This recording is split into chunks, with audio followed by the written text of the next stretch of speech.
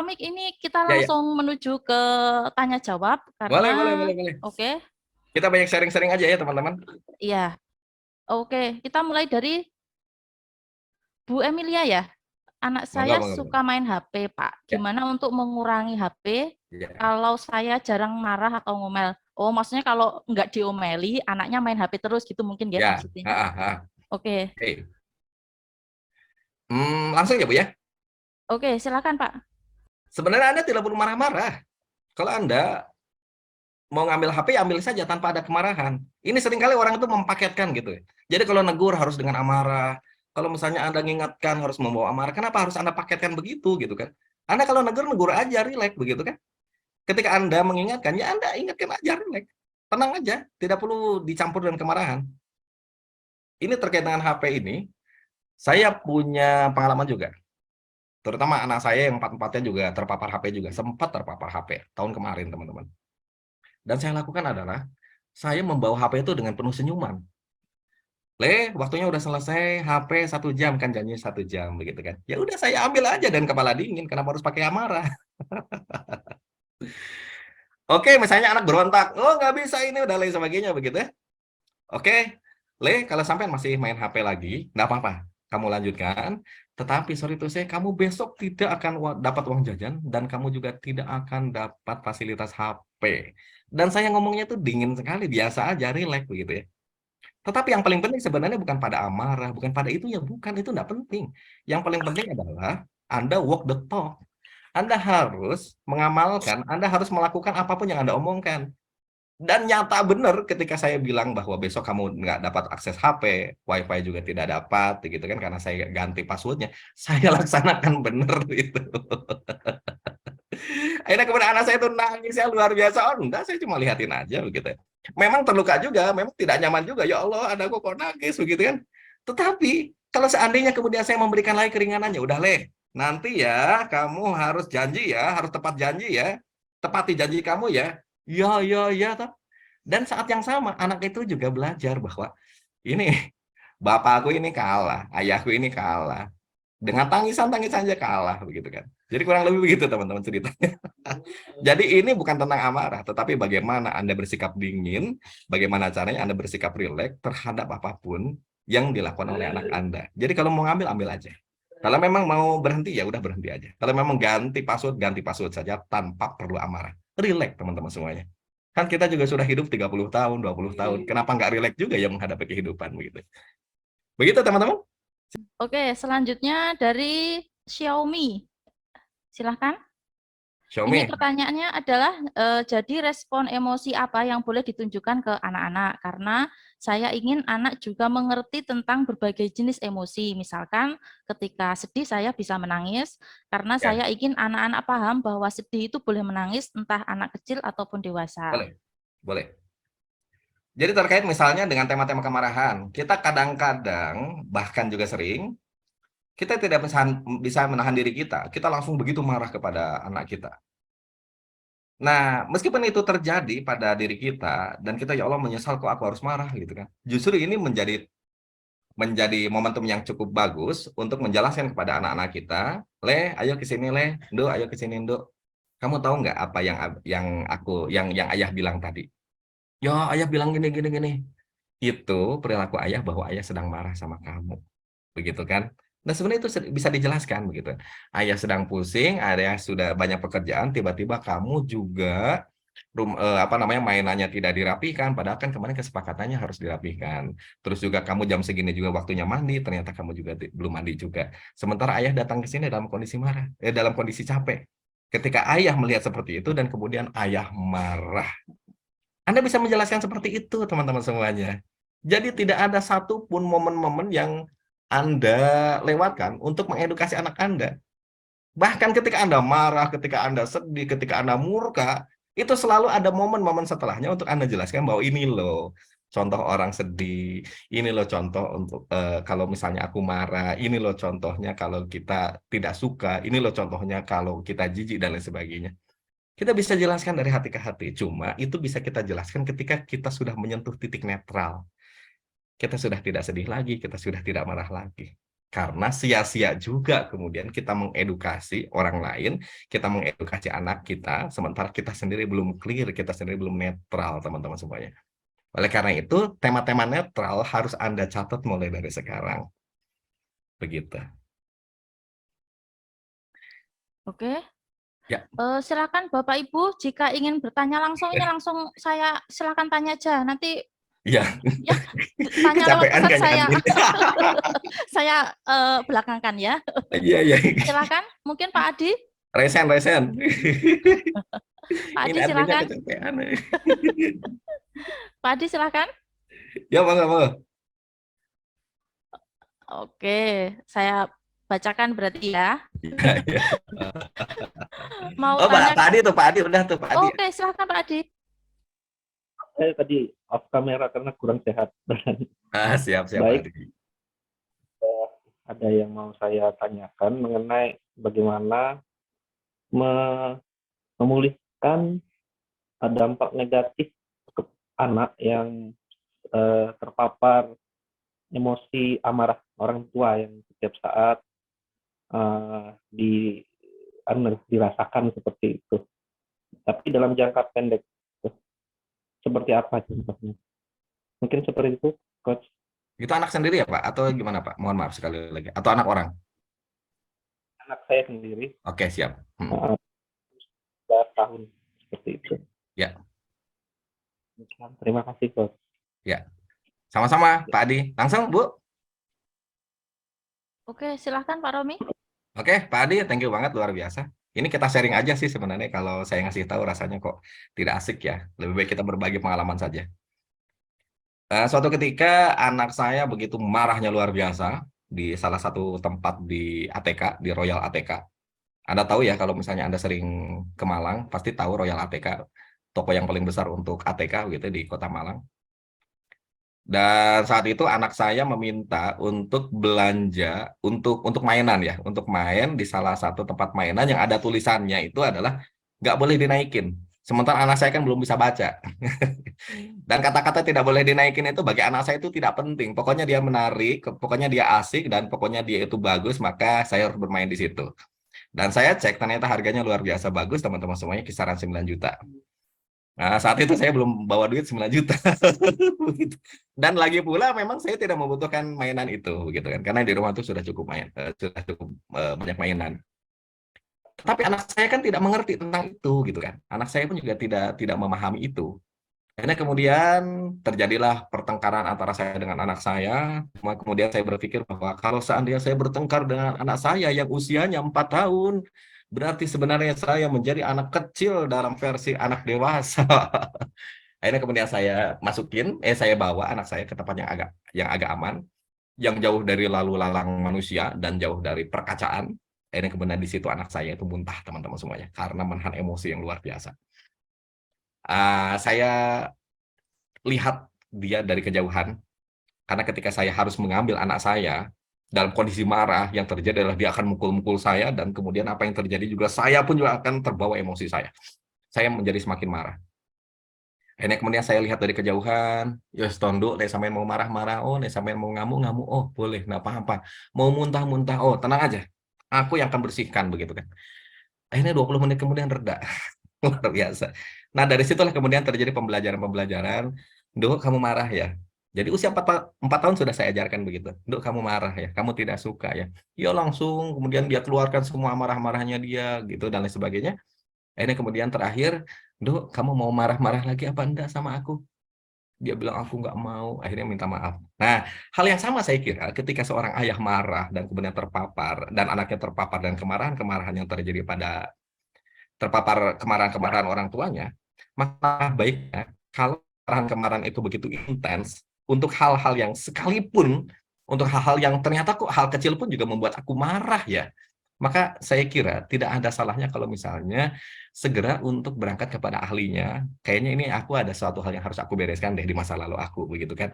Karena kalau akarnya tidak pernah dicabut, maka teman-teman semuanya pohonnya itu akan senantiasa muncul. Ketika akar kemarahannya itu tidak ada cabut, maka bisa jadi kemarahan itu akan terus hadir begitu kan. Karena itu ada pola-pola inner child. Dan apa yang harus Anda lakukan, teman-teman semuanya? Anda baru bisa diskusi, Anda baru bisa ngobrol dengan anak Anda ketika Anda sudah benar-benar netral.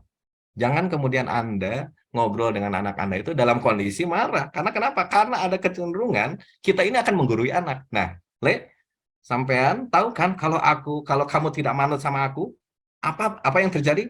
Aku pasti marah kan? Coba lihat, gara-gara kamu melakukan ini, akhirnya semuanya anak teman-teman saudara-saudara kamu, adik-adik kamu juga kena marah. Ini gara-gara kamu. Itu memberi nasihat ketika kita sedang tidak netral, teman-teman semuanya. Ada pola diskusi yang cukup menarik, yaitu adalah dengan pola-pola pertanyaan. Contoh begini deh, pola pertanyaan, anak saya itu malas sekolah, pernah. Dan orang tua kemudian marah. Saya marah juga. Tapi setelah dipikir-pikir, kayaknya nggak asik juga nih kalau marah gitu. Akhirnya kemudian saya netralkan, dan kemudian yang saya lakukan adalah begini. Saya bertanya, kalau sampean nggak masuk sekolah, kira-kira sampean bisa ngerti nggak pelajaran bahasa Indonesia? Enggak. Sampean nggak masuk sekolah, kira-kira matematika kamu, ini kira-kira kamu bisa ngerti nggak pelajarannya? Enggak. Kira-kira menurut kamu baiknya gimana? Ya masuk sekolah, ya besoknya masuk sekolah. Jadi Bapak, saya kira penting untuk bersikap rileks terhadap apapun yang dilakukan oleh anak-anak kita. Selama kita masih belum bisa rileks, maka anak pun juga tidak akan pernah bisa rileks untuk menghadapi kehidupan. Karena coach kehidupannya tidak pernah rileks untuk menjalani kehidupan. Maka kemudian dia akan melakukan copy paste terhadap coach kehidupan. Dan coach kehidupannya siapa? Yaitu adalah ayah dan ibunya. Begitu Pak Adi. Silahkan. Ibunya Umar. Oh, ibunya Umar. Ini Oh. Siswa homeschooling. Oh, homeschooling, keren. Iya, gini, kan dari awal sampai akhir tadi kan pertanyaan kebanyakan tentang emosi orang tua yang marah, yang apa gitu. Nah, padahal dari awal sendiri disebutkan bahwa emosi itu adalah respon itu tadi kan. Nah, saya itu penasaran dengan bagaimana sih kita menyelaraskan happiness-nya orang tua dan anak. Karena saya pernah lihat di sebuah tempat piknik, ibunya itu inginnya itu ngajak anak-anak itu refreshing gitu kan, Ya. di taman bermain anak. Sudah di tempat pikniknya, si anaknya enggak mau karena dia lebih suka bermain di halaman rumah kan, Ya. gitu, di halaman rumahnya sendiri. Nah, ini tipsnya untuk orang tua ini gimana agar bisa menemukan happy-nya anak-anak dan orang tua itu secara natural dan beriringan gitu loh. Ya. Oke, Bu siapa tadi namanya? Bu Binti Mas Mbah. Ibunya Umar. Oke, Ibu Binti. Anda ingin anak Anda mengikuti happiness Anda? Bukan Gimana? saya. Enggak, saya ingin gini, saya ingin semua orang tua itu tahu atau tipsnya bagaimana sih agar kita itu bisa bersama anak-anak untuk menemukan happiness. Karena kalau bahasnya marah terus, kapan kita nemu happiness-nya kan gitu. Anak-anak juga enjoy, terus orang tua juga enjoy. Menyelaraskannya gimana? Karena kadang belajar berdiskusi dengan anak-anak itu tipsnya bagaimana agar mereka juga sama-sama setuju. Karena saya yang lihat kan dari orang lain yang kejadian gitu loh. Oh, kejadian pada orang lain. Pada orang lain, saya enggak. Cuman kan ini kan penting juga untuk seluruh ibu-ibu yang ikut gitu loh. Bukan hanya tentang emosi meledak-ledak atau apa, enggak. Saya juga mau semua tahu bagaimana sih kita bisa ajak anak-anak happy dan anak-anak juga happy juga dengan pilihan yang dia pilih, dan orang tua juga happy dengan yang dipilih anak, dan anak juga happy dengan yang dipilih orang tua, seperti itu. Oke. Wah, ini luar biasa. Ini pertanyaan-pertanyaan yang luar biasa berat, teman-teman semuanya. Karena terkait dengan tema-tema kebahagiaan begitu ya. Kalau misalnya Anda ada waktu, Anda bisa datang ke rumah saya, dan ada salah satu buku yang cukup bagus, teman-teman semuanya. Ini berjudul Bahagia Itu Tanpa Syarat, teman-teman. Jadi apa yang Ibu Umar sebutkan tadi, sebenarnya ini menjadi buku saya ya. Buku tentang bahagia itu tanpa syarat. Jadi kawan-kawan semuanya, sebenarnya ketika kita mengikuti apapun yang dilakukan oleh anak-anak kita, selama itu dalam kondisi selamat, selama itu juga dalam kondisi rileks, Saya kira boleh-boleh aja, karena justru yang paling pintar untuk menemukan kebahagiaan itu justru anak, bukan orang dewasa, Bu. Contoh begini deh, saya sering jarang sekali saya mengarahkan anak saya. Ketika anak saya itu saya simpan di halaman belakang, kan di rumah saya itu halaman belakangnya itu ada pasir, ada tanah, ada juga tanaman-tanaman begitu. Mereka itu dengan otomatis dia akan menemukan happiness-nya dia akan menemukan kebahagiaannya dia. Jadi dia bermain dengan tanaman, dia bermain dengan pasir, dia bermain dengan apapun yang sifatnya itu kotor, dan dia bisa bahagia. Di sana juga ada air pancuran dan dia bisa bermain tanah dan lain sebagainya, dan dia menemukan kebahagiaan begitu sederhana ya. Akhirnya kemudian saya mencoba untuk meneliti, saya coba menelisik berbagai macam tema-tema kebahagiaan. Akhirnya saya menemukan bahwa ketika manusia sedih itu bukan berarti tidak ada kebahagiaan. Ibarat cahaya matahari ketika awan gelap itu menyelimuti dunia, dan kemudian dunia menjadi gelap, bukan berarti cahaya matahari tidak ada. Dia hanya terharang, teman-teman semuanya. Dia hanya tertutupi. Jadi bisa jadi, teman-teman, ketika si orang tua itu mulai memaksakan, bisa jadi memang ada hijab-hijab yang membuat kebahagiaan dia itu jadi terhalang. Sehingga kemudian anak-anak kita pun juga menjadi tidak happy, begitu kan. Jadi, kalau aku melihat teman-teman semuanya, jadi tema-tema kebahagiaan itu justru tidak perlu dicari. Semakin kita mencari kebahagiaan, kita tidak akan pernah menemukan kebahagiaan. Ibarat kita ingin mengejar ayam, semakin kita kejar ayam, maka ayam itu akan semakin berlari. Ketika kita mengejar kupu-kupu, maka kupu-kupu itu akan berlari. Maka caranya ya, yang harus kita lakukan adalah kita bisa menemukan kebahagiaan itu dalam satu kata yang luar biasa, yang itu biasa sering dilakukan ataupun disampaikan oleh leluhur-leluhur kita, namanya adalah nerimo. Ya sudahlah, kalau nerima anaknya kita ini, misalnya anak saya ini autis, teman-teman semuanya, ya udah saya terima keautisan dia gitu. Kemudian anak saya pinter berbahasa Inggris tetapi bahasa Arabnya itu memble, ya udah saya terima ke apa namanya, dengan kemembelian bahasa Arabnya dia dan kehebatan bahasa Inggrisnya dia, sambil kemudian pelan-pelan kita naikkan kualitas bahasa Arabnya dia, begitu. Justru mungkin hasrat kita untuk mengejar kebahagiaan, saya kira itu membuat kebahagiaan itu juga kayaknya nggak asik deh untuk berdekatan dengan dia, begitu ya. Mirip seorang wanita yang ketika kita semakin mengejar, maka dia akan semakin menjauh. Maka yang harus kita lakukan adalah dengan cara mengundang kebahagiaan itu datang ke dalam diri kita. Caranya bagaimana, teman-teman semuanya? Menerima. Itu cara yang paling asik untuk apa namanya? Untuk mengundang kebahagiaan. So, terkait dengan apapun yang terjadi pada anak kita, kira-kira bagaimana supaya selaras? Ya sudah, kita terima anaknya maunya bagaimana, selama itu tidak membahagiakan, selama itu tidak tidak mencelakakan, selama itu mengandung unsur edukasi, ya sudahlah. Aku berada di sebelah kamu, bahkan untuk anak, pada saat-saat tertentu, aku tidak lagi di sebelah kamu, tetapi aku di belakang kamu. Ayolah kamu main kemana, selama itu aman, aku ada di belakang kamu. Kamu tumbuh dewasa, kamu terbang kemanapun, kamu berlari-larian boleh, kamu berguling-guling boleh. Tapi aku tetap, I see you, aku melihat kamu dari kejauhan. Dengan cara demikian, teman-teman semuanya, maka dia akan hadir keberanian yang sangat luar biasa pada diri anak. Dan itulah esensi dari kebahagiaan.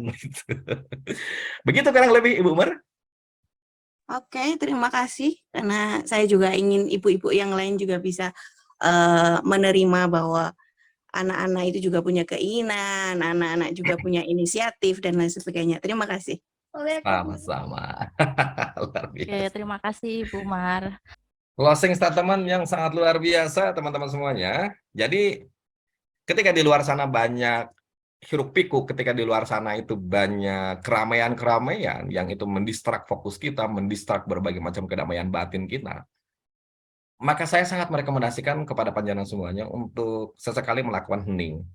Hening itu adalah salah satu cara yang biasa dilakukan oleh orang saat ini sebenarnya. Orang-orang dulu sebenarnya udah biasa, tetapi kemudian dibuatlah beberapa cara yang cukup sistematis yang dinamakan sebagai hening. Hening itu adalah bukan Anda menghilangkan diri ataupun juga Anda melarikan diri dari kehidupan, bukan.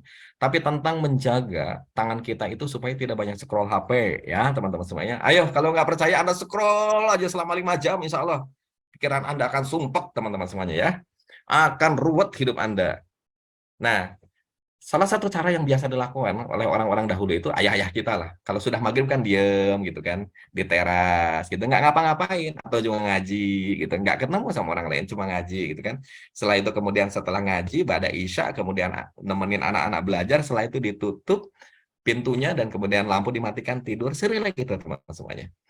Saya kira cara yang paling pas untuk menghadapi kesemrawutan di hari ini, apalagi kalau kita melihat anak-anak kita, anak-anak dunia ya hari ini semakin banyak sekali fenomena kenakalan yang terjadi pada anak-anak dan lain sebagainya, maka kawan-kawan semuanya sesekali coba kalau memang merasa ya Allah ini kok ruwet banget ya, kok ini semrawut banget ya, kok aku hektik banget ya, maka Anda sudah saatnya untuk berhenti untuk scroll HP Anda dan segera pegang apa namanya wirid Anda bersolawatlah kepada Kanjeng Nabi, Anda beristighfarlah tanpa harus terdesak dengan HP. Adapun kalau misalnya Anda bagaimana dengan HP Anda kalau ada yang mau telepon, silahkan Anda telepon. Kalau Anda dikontak, Anda angkat. Kalau Anda di-chat, silahkan Anda balas. Tetapi Anda jangan scroll HP, Anda jangan lihat YouTube, Anda jangan lihat TikTok, dan sebagainya. Jadi, Anda ketika selesai, simpan, selesai, simpan.